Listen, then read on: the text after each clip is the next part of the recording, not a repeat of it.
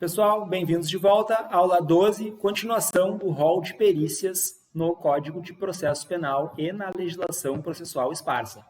Gente, falei para os senhores, então, que nós estávamos no Código de Processo Penal analisando o rol de perícias. Começamos lá no artigo 7º, antes do capítulo do exame de corpo de delito, adentramos no artigo 158, o exame de corpo de delito, e agora seguimos no artigo 171, a perícia papiloscópica em locais de furto e arrombamento, ou furto com arrombamento.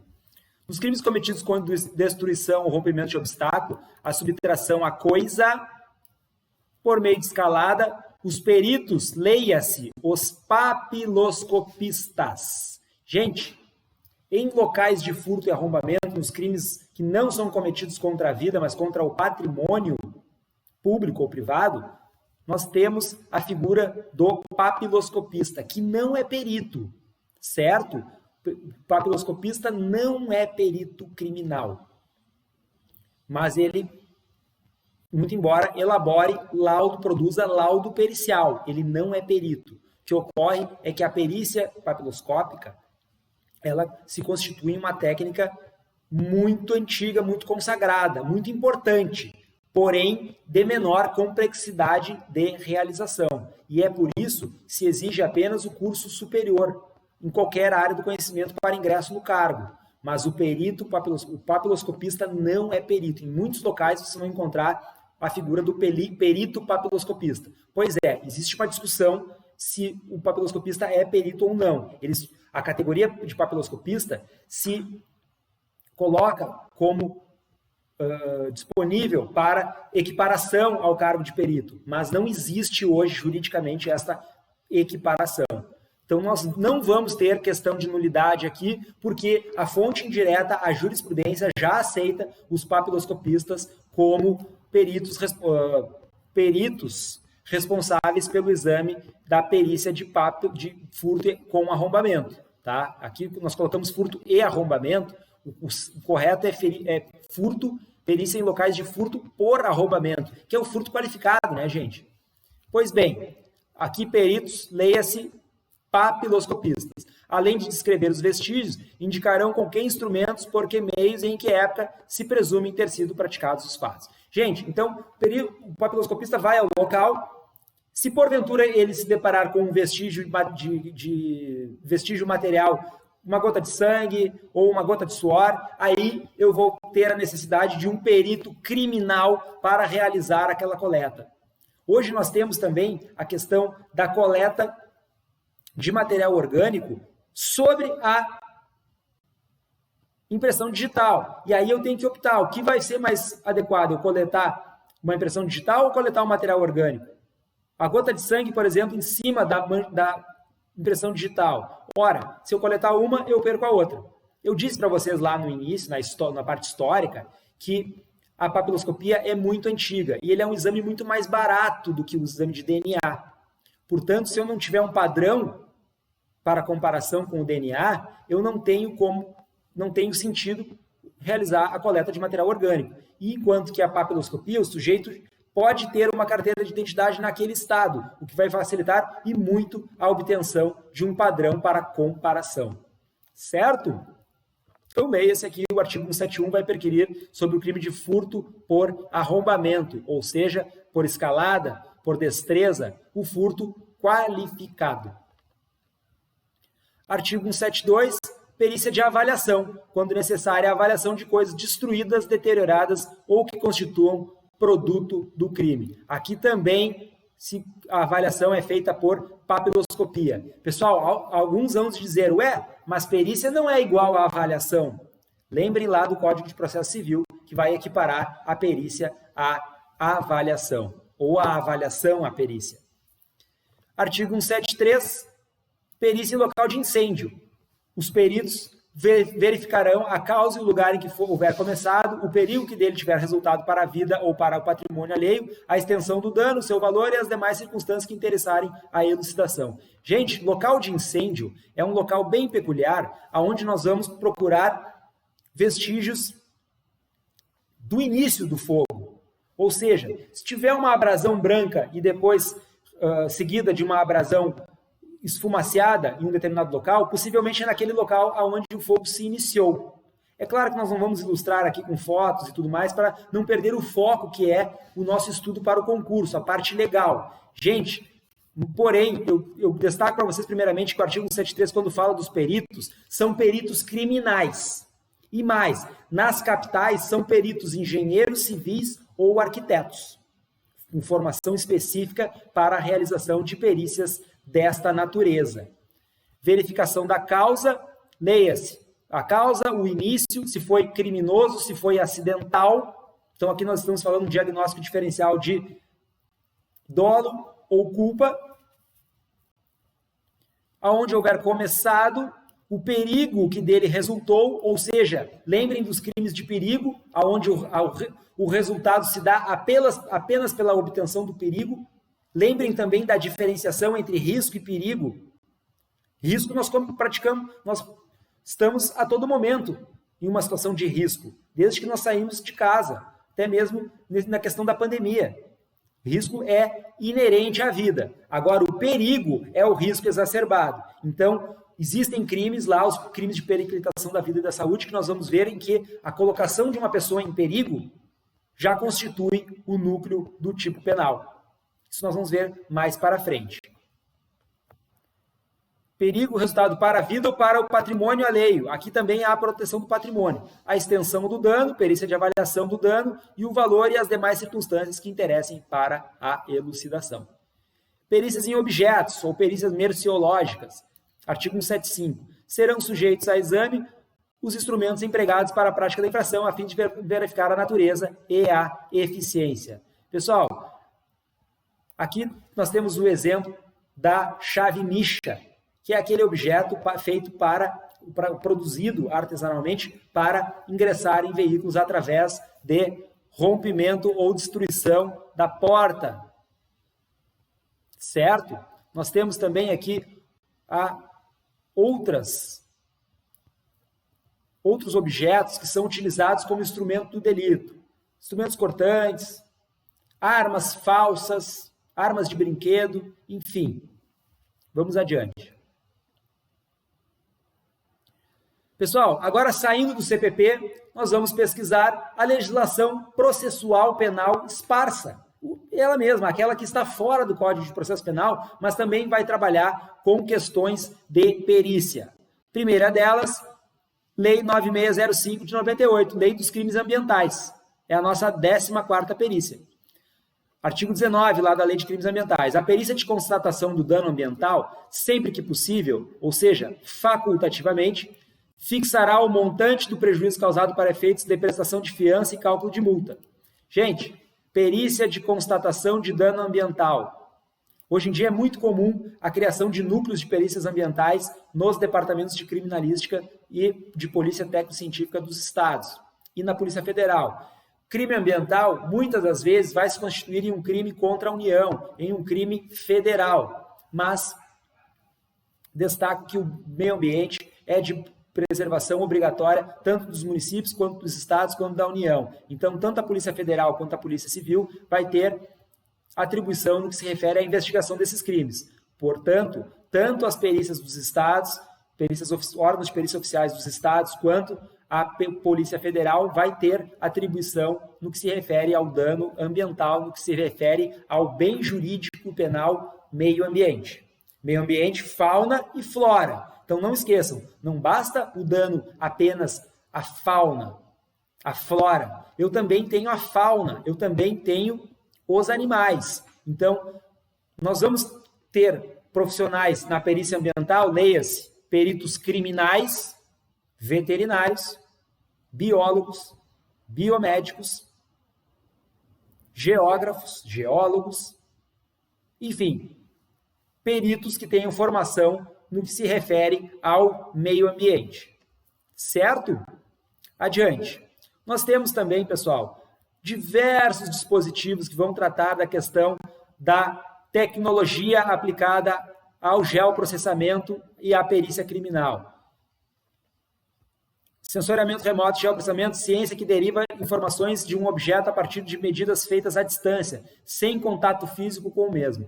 Gente, é muito comum a utilização de GPS para a perícia criminal, os drones, enfim, o avanço tecnológico está muito apurado no que se refere à investigação forense. Então, é bastante comum aparecer esses termos, Google Earth, catálogo de imagens, imagens Landsat, imagens Cybers e outras, nas provas para perito criminal.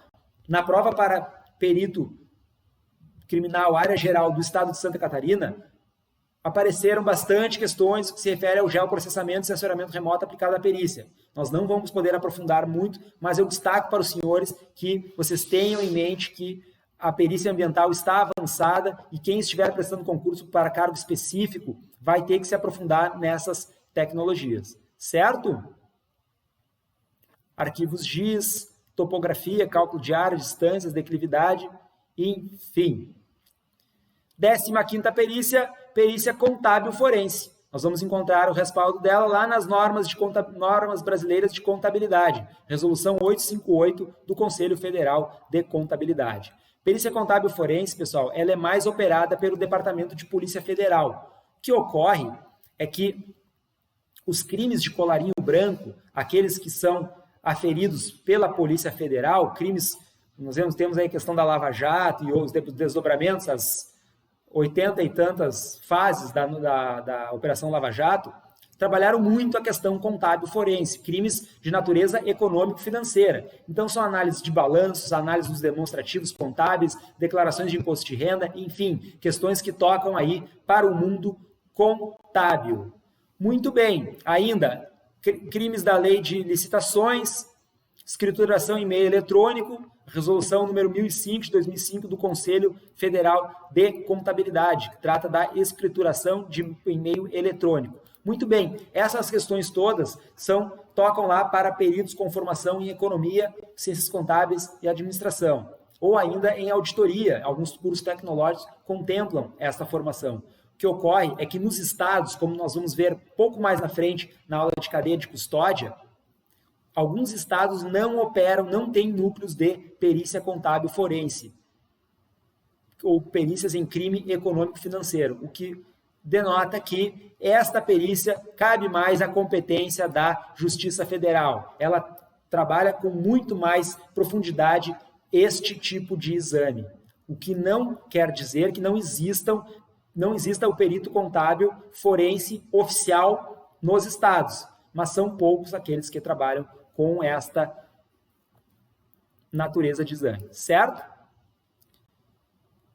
Ainda temos aqui a norma, a resolução 858 do Conselho Federal de Contabilidade. E, por fim, o Sistema Integrado de Administração Financeira, o SIAF, o SPED, escrituração contábil digital, escrituração fiscal digital, nota fiscal eletrônica.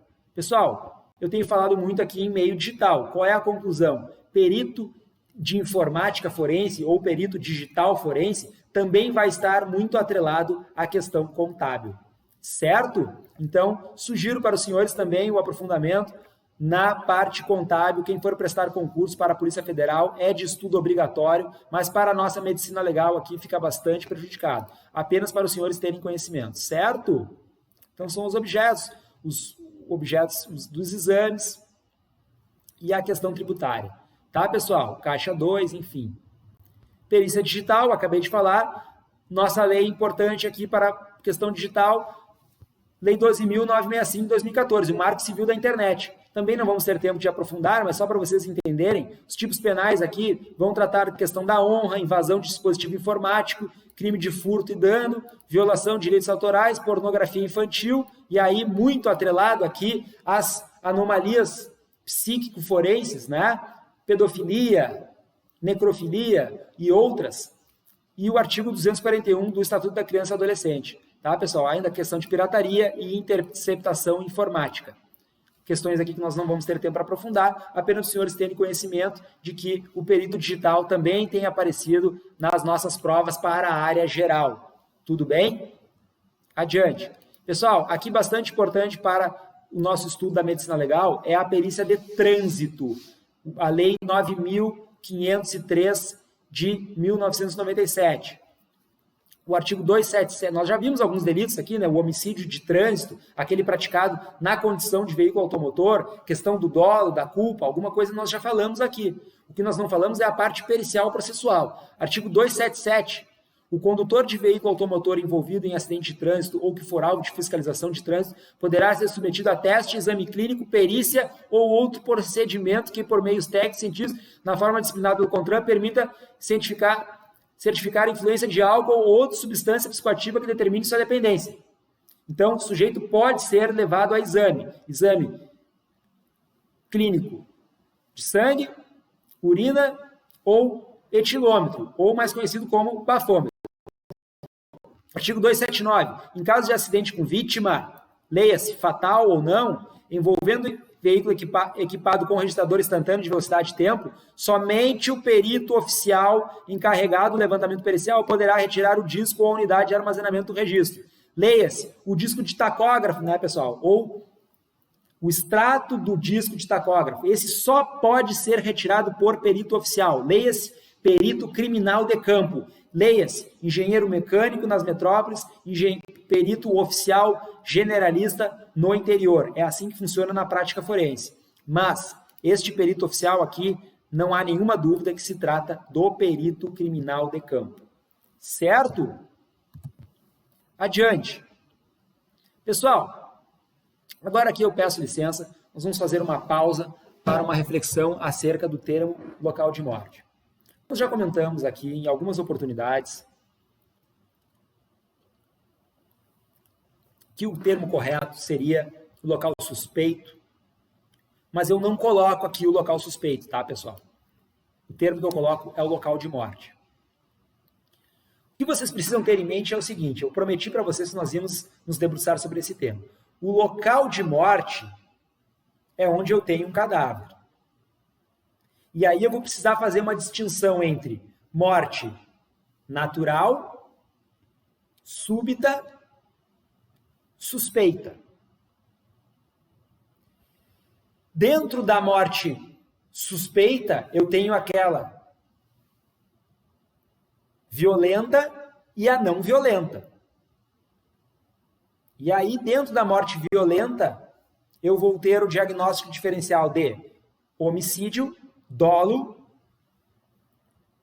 ou culpa, suicídio, e aí não há imputabilidade, mas eu posso estar falando de uma participação, lembrem lá dos crimes contra a vida, do crime de suicídio, da participação em suicídio, ou de um acidente, e aí também falando em culpa ou dolo eventual, certo?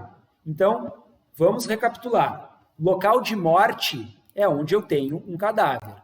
O local suspeito é onde eu tenho, por exemplo, uma mancha de sangue. Eu tenho um projetil de arma de fogo, mas eu não tenho um corpo.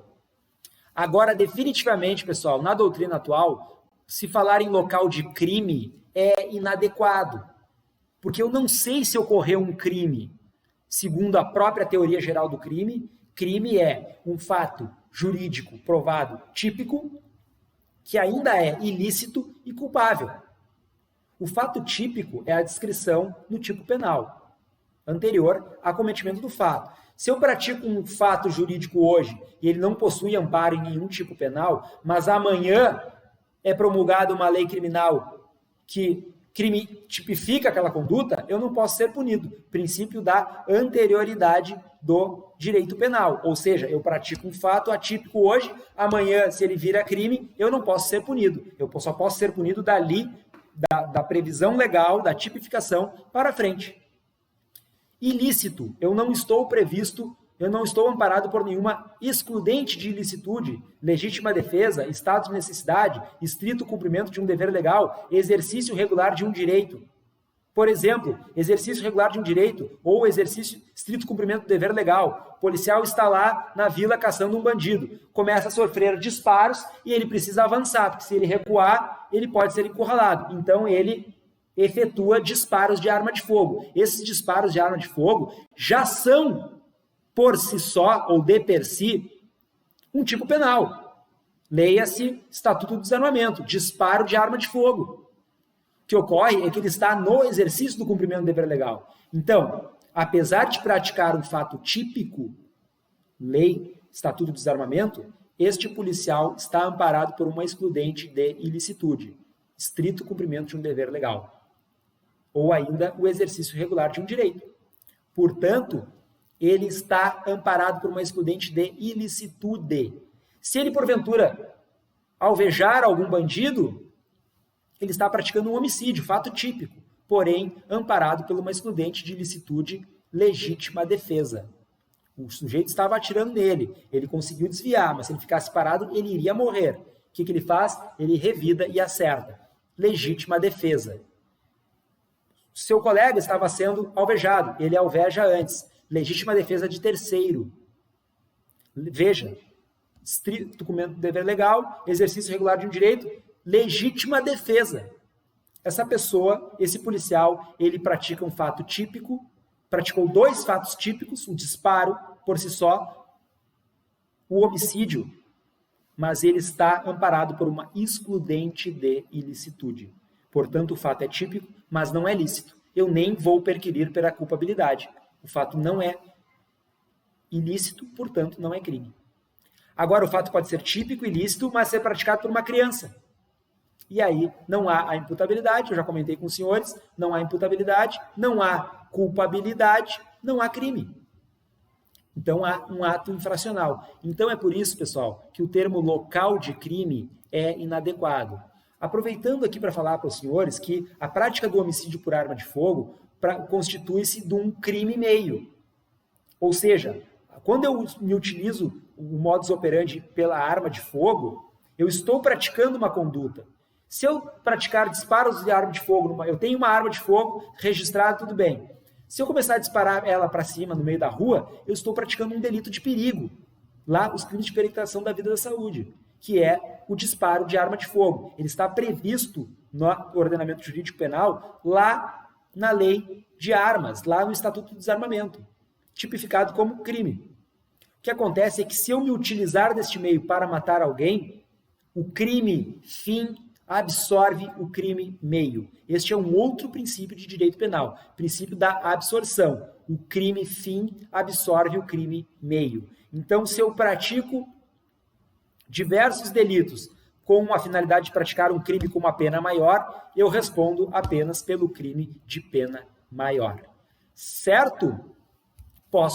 As circunstâncias, os crimes meio que eu pratiquei para chegar a um determinado fim, podem ser considerados o caminho, o iter que eu estou percorrendo para chegar ao resultado. Se eu não chegar no resultado, tentativa. Então, eu pratiquei um disparo de arma de fogo, eu adquiri uma arma raspada, portanto, de arma irregular, eu adquiri munição, eu subornei um policial, eu roubei um carro, eu pratiquei diversas condutas típicas, mas eu queria praticar um homicídio.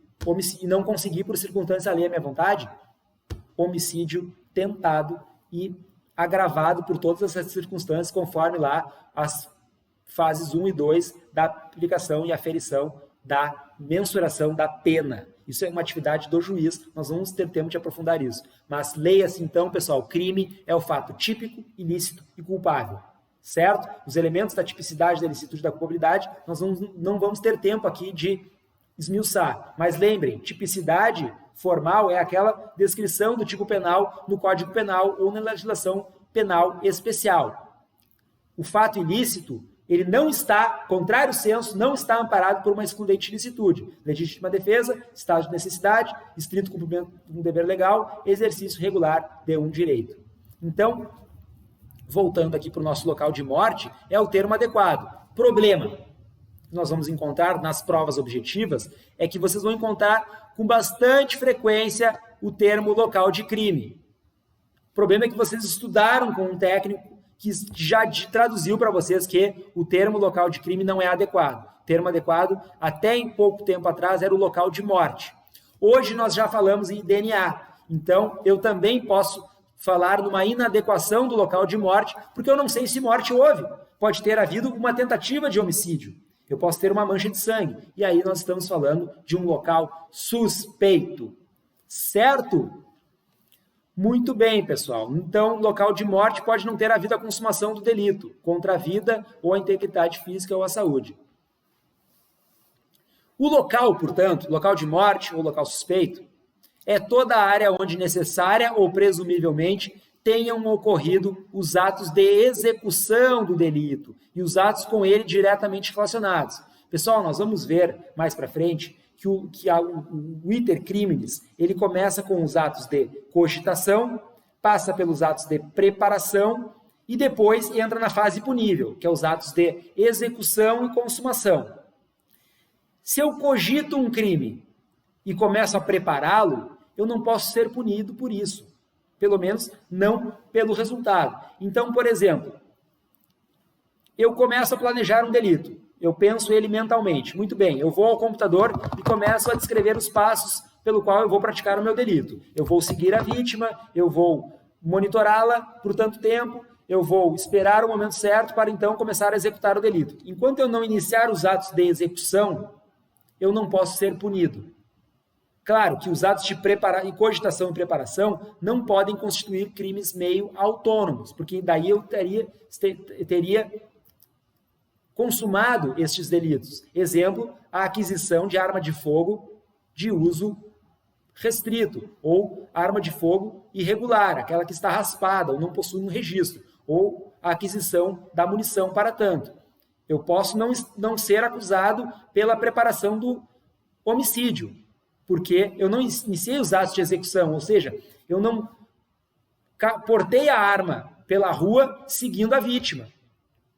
Ou seja, eu não estava em flagrante delito de homicídio, ou homicídio tentado, ou ameaça, pelo menos. Mas, pelo menos, o porte de arma eu posso responder. Então, o porte de arma está consumado, mas para a consumação do homicídio eu preciso, no mínimo, iniciar a execução. Sacar a arma, apontar para a vítima, efetuar, eventualmente, um disparo. Isso é uma tentativa. Então, os atos puníveis, finalizando, cogitação, execução e consumação. Isso nos crimes materiais, obviamente, né? Lembrem dos crimes formais, onde o próprio início da execução já antecipa o resultado. O resultado é mero exaurimento. Tudo bem? Então, onde tenham ocorrido os atos de execução. Local imediato, pessoal, é o local imediato. Esses termos aqui são importantes para a nossa prova, tá? Local imediato é o local onde se deram os atos de execução. O local imediato são as adjacências do local imediato, onde se encontram vestígios. Então, o sujeito pratica o delito, mata a vítima e arrasta o corpo para uma adjacência, para um terreno, para uma outra propriedade. Local imediato é onde se deu o disparo, onde a vítima entrou em óbito. Local imediato é onde o cadáver foi encontrado. Certo? Nós vamos ver depois questões de concurso bastante importantes aqui que vão tratar dessa questão do local. Gente, nós precisamos ter em mente a diferença entre local imediato e imediato. O imediato é onde imediatamente ocorreram os atos de execução, ou pelo menos o seu início. O local imediato é onde se deram as consequências, o resultado pode aparecer em outro lugar. Então, por exemplo, eu inicio a execução de uma vítima e ela fica ferida, e ela vai entrar em óbito só lá na esquina. O local imediato é onde eu pratiquei os disparos, o local imediato é lá na esquina onde a vítima tombou. Certo? É onde podem também encontrar vestígios. Conceitos importantes também, local aberto, local fechado. Local aberto é aquele onde não há paredes e teto. Local fechado, um veículo automotor ou mesmo uma residência. Local isolado e não isolado vai importar bastante para as questões lá da cadeia de custódia. Então, se o local não está isolado, não está guarnecido, ele perde a idoneidade. Perdendo a idoneidade, o perito perde as condições para a legitimidade da prova. Pois bem, o sujeito vai praticar, perito criminal vai praticar, é solicitado pela autoridade policial para que se realize um exame de disparo de arma de fogo em veículo. Muito bem, ele chega lá e o veículo não está isolado e ele é de propriedade de um policial. Pergunto para os senhores, ele pode pesquisar por projetis ou elementos de arma de fogo naquele veículo? Não, porque o veículo não está isolado, o veículo está lá numa garagem, numa propriedade privada. Segundo, ele é de propriedade de um policial militar, então é natural que ele possa conter outros elementos, outros vestígios ilusórios, que não tenham relação com o crime. Conclusão, o perito não pode pesquisar por elementos de munição, ele pode apenas analisar os impactos de projetil de arma de fogo e dizer de que distância, qual a sua trajetória e qual o ponto de impacto inicial, qual o ponto de impacto final, se foi tangencial, se foi oblíquo, se foi direto, se foi de cima para baixo, de baixo para cima, a trajetória é ascendente, descendente, mas não pode pesquisar por vestígios. Por quê? Porque o local, no caso o veículo, não está isolado. Então o veículo automotor, um local fechado, e pode ou não estar isolado. Para o veículo estar isolado, ele precisa estar guardado em um depósito, longe das partes, longe da vítima, longe do acusado. Certo? Questão do guarnecimento do local, portanto, leia-se artigo 6º, inciso 1, lá do Código de Processo Penal. Policial que primeiro encontrar, nós vamos ver isso já na aula de cadeia de custódia, policial que encontrar o vestígio precisa guarnecê-lo, precisa ficar aguardando a chegada dos peritos criminais. Então, já vou antecipando para os senhores, a cadeia de custódia, ela começa com a polícia administrativa, com as polícias militares, na maior parte das vezes.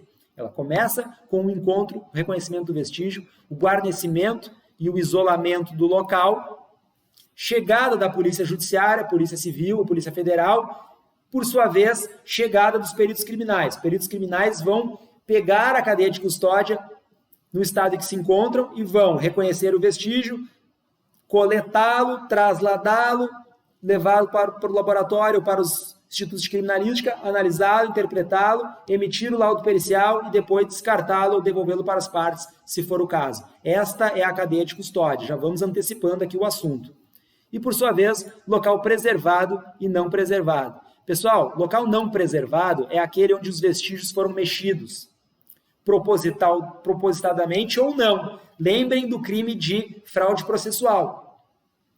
Se o cadáver foi mexido, ele pode ter sofrido uma prestação de socorro. E aí eu não estou falando em fraude processual. Lembrem do suicídio por enforcamento, onde o encontro se dá pelo familiar da vítima. Ele tenta prestar o socorro, desfaz o nó, mexe no cadáver. Ele desfez o local. O local não está preservado, mas nem por isso eu vou ter uma fraude processual. Agora, eu tenho aquele local onde o corpo é mexido, onde são coletados vestígios, justamente para causar uma dúvida em relação ao exame pericial pertinente.